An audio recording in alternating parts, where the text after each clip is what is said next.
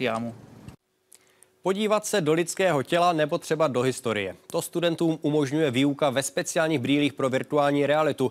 Dnes si je vůbec poprvé vyzkoušeli studenti Mendlova gymnázia v Opavě. Takzvaná zážitková výuka nemá nahradit učebnice, ale umožnit lépe pochopit složitější učivo.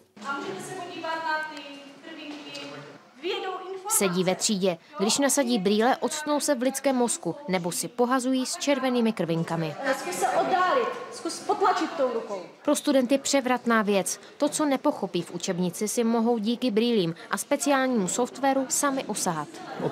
Opravdu vidím to krevní řetiště a připadám si fakt, jako kdybych tam opravdu byl. Je to úplně úžasné. To je mnohem přístupnější pro studenty, než číst nějakou knížku nebo poslouchat nějakou látku. To je první věc. Učebnicem úplně nahrazovat nechceme. Myslíme si, že virtuální realita je takový doplněk. Jak ty žáky vlastně vytrhnout z té školy, kde se učí, že jo, není to pro ně zábavný. Jak je vlastně dostat do vesmíru, do buňky. Mendlovo gymnázium v Opavě je první, kde se brýle testují. Autoři nápadu zatím hledají chyby a sbírají připomínky.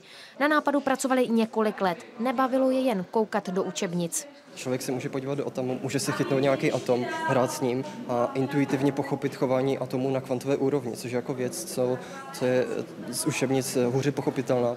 Cena jedné sady na pozorování virtuální reality, včetně speciálních brýlí, vyjde zhruba na 10 000 korun. Autoři nápadu předpokládají, že už do několika měsíců by se brýle mohly objevit v českých školách. Tereza Krumpolcová, Česká televize, Opava.